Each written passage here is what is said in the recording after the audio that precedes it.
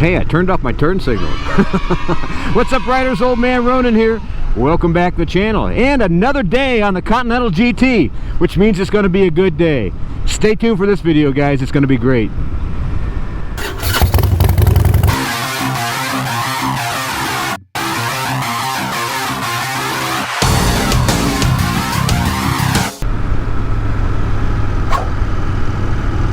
You know, the roads are a little wet this morning, so and it's not overly warm. However, it's the first day that I've been able to take the liner out of the jacket here for a long time.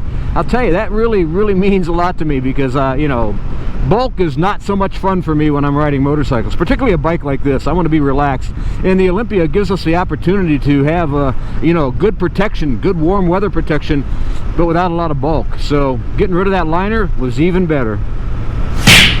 But I thought today we'd talk about the practicality of the Continental GT. Is it a bike that you can use as your only bike? And I think we're going to talk about a couple different things, beginning with, is it comfortable enough to ride every day? And I think in particular this motorcycle here, because it's a cafe-ish style motorcycle and not a true cafe racer, I think it adds a little bit more comfortability to it. And the fact that it's smooth as silk, you know, don't freak out. I know every time I do that, guys look at me like, oh my God, you're gonna wreck. No, if you have a bike that's well maintained and in good order, you check your tire pressure, you make sure that you lube everything up when you do your services, you're gonna have a good running bike. And you know, the biggest problem people have with the front end wobble, and I'll be honest with you, is either tires, neck bearing here, or if they have it misloaded. In other words, if there's way too much weight on the back, you'll have a little bit more of that wobble as well too. If your suspension is set up wrong as well too, or if you're out of line, those kind of things, you know, if you're doing your chain and you have your tire a little bit of cattywampus, then you're going to have some issues, or your belt if you're riding a Harley Davidson. But if you pay attention to stuff and read your service manual, or take it to a great dealer and keep your bike in working order, you can ride like this. I don't recommend it because all you guys out there will freak out, but the reality of it is that's how you get a bike to ride properly, is pay attention to those things. That's why I like to have good tires that are balanced on my motorcycle, which is why you saw we did that video on the Himalayan. I can change tires, man, that's not a big deal, but to balance them, that's another story altogether. And I don't have a balancing machine. You know, you can do the bubble balance, but I like the spin balance, which they used up there at Mid Ohio Power Sports.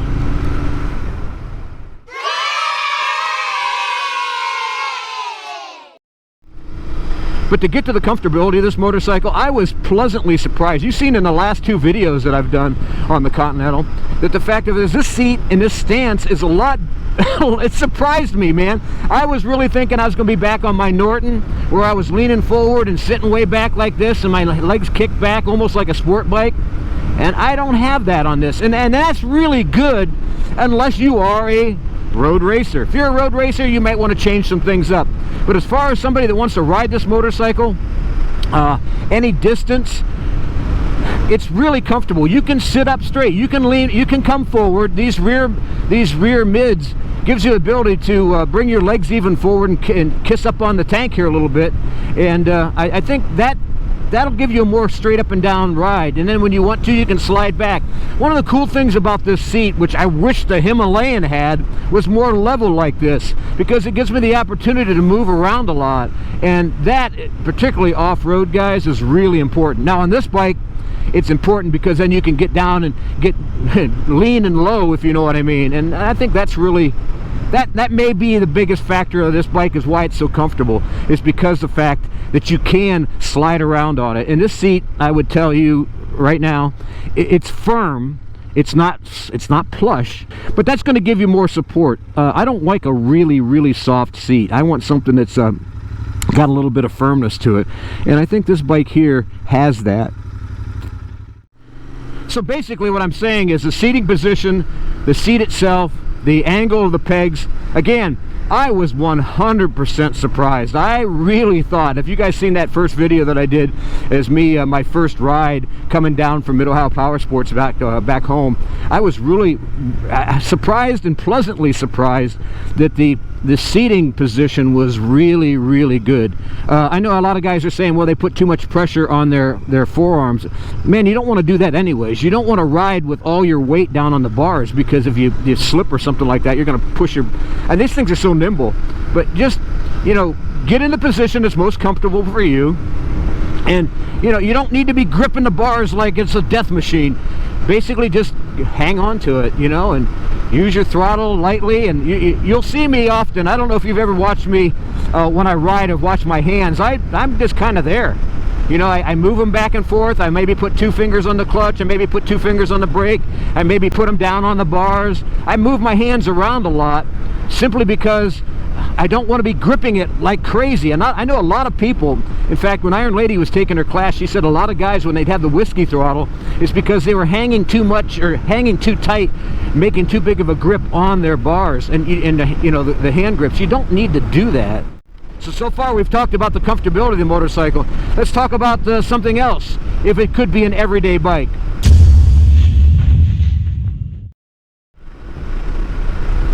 Well, I'll tell you what, guys, the nimbleness of this bike and the handling of this bike makes it a really fun motorcycle. I'm telling you, I really do enjoy it. And you notice I kick back a little bit on the seat just to give myself a little bit more comfortability. But I can move around, and that gives me that ability to be comfortable. But the nimbleness of the bike, you know, I wish it was summer. Man, I wish I had this for like a summertime video, to be honest with you, because that way I could get a little bit more aggressive in these corners. But having post-winter, early spring, riding one of these bikes on these curvy roads that has gravel and being wet right now, yeah, that's again, man's got to know his limitations. But as far as what I'm noticing so far, what we're doing 55, which is the speed limit on this road, and it's a nice curvy style road, not overly aggressive, it's not the windy 9, but it is a very good road to experience what this bike is capable of doing for the average Joe. Not for the road racer, but for the average Joe. And its nimbleness makes it a good motorcycle. So I would say, as far as handling purposes and nimbleness and lightness and quick acceleration, yeah, this thing is pretty daggone good for an everyday rider. I really like it. And the goofy grin factor is right up there, babe. I'm telling you, it is a fun bike. Well, another thing to consider in an everyday rider is his ability to haul stuff. You know, particularly with gas prices, I like to ride my motorcycle to go get, you know, limited groceries and things like that. This is probably one of the downsides of this motorcycle. You can put bags on it, and you can do anything you want to these motorcycles, but I think you lose the look. I think the Interceptor would be better for that if you want a 650. The Meteor is fantastic for that, and especially the Royal Enfield Himalayan. That thing is, that's my grocery getter, my winery bike, and everything else. I really do love that motorcycle for an everyday rider. So if there's a place where it doesn't rate as high, it would be your ability to haul things.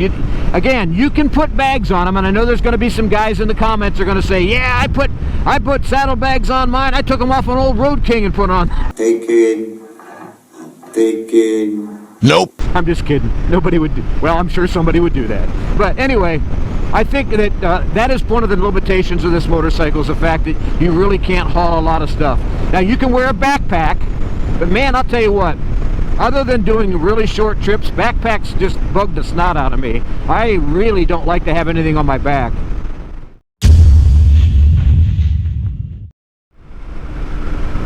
Man, this bike here is built for fun on the weekends. There's no doubt about it. And I think that's probably where this bike shines the best.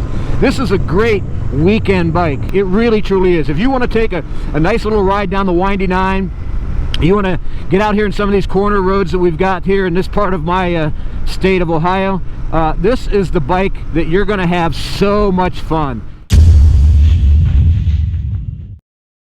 So another thing to consider if this is an everyday bike for you, a practical bike for you, is the fuel economy. Now I did notice on this one I'm probably getting right around 55 to 65 miles a gallon, maybe a little bit better. I haven't really checked it yet, but what I'm looking at as far as how many miles I put on it and how far I've gone as far as much fuel it's showing on the fuel gauge. But I'll let you know in a future video what the exact mileage is.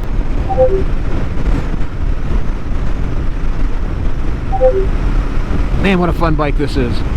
I tell you, that's the big thing. The number one thing this bike is, it's fun. The fun factor of this bike is off the charts. I would definitely say that. Is it the fastest motorcycle in the world? No. But what it does do, and this is what I want to really emphasize pretty much in every video that I've done, that this bike enables you to ride to your potential. Now, if you're a brand new rider and you want to get into the heavy curves and stuff like that, I would say, well, you know, get some experience under your belt first. But as far as wanting to take, so if you're an experienced rider and you want to have fun and not spend a bunch of money, this is the kind of bike you want to have for fun. This makes, in my humble opinion, probably one of the best second bikes that you can get. Now, the Interceptor would probably, without a doubt, be more practical. But this bike here, if you've got the opportunity, let's say you've already got a Harley or you got a Himalayan, this might be the best second bike that you can buy. It really does do a lot of things really well, except for haul stuff. But the fun factor, man, is off the charts. And I think that's basically what I think is the most attractive thing about this motorcycle, is the fun factor. So we've covered a lot of stuff today so far. We've covered the fact that it's a very, for the size of an engine, it's very fuel efficient, but it's not the strong point. We've had the fact that it's kind of weak as far as being able to carry stuff to keep the same style. It's very comfortable, shockingly comfortable. And the engine, man, I'm telling you, the engine is just, wow. That's all I'll say. It truly does remind me of the old English bikes.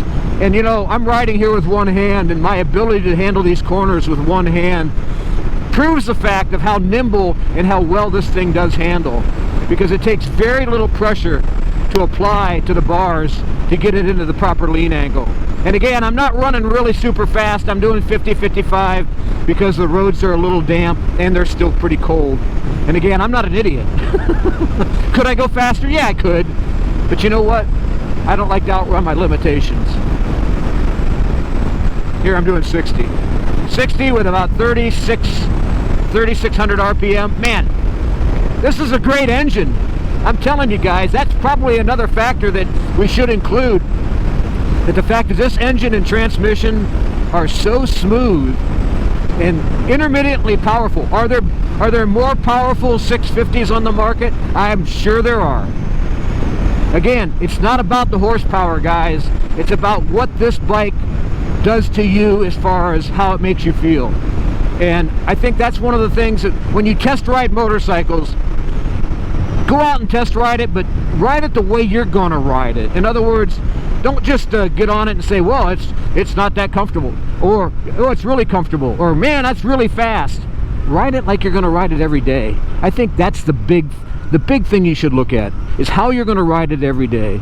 And if you're gonna ride this bike like a maniac, then you're probably better off to buy a sport bike. But if you're going to ride this bike to have fun and enjoyment and being able to maintain your level of riding, I think that's where you should look at this motorcycle. I think it's really good in that realm. And again, this is somebody that's never been on one before, but I'm really enjoying it. Let's see, still recording. Oh my gosh, I think this is like the first time without having any battery failure so far. We're going to give her a little bit of throttle.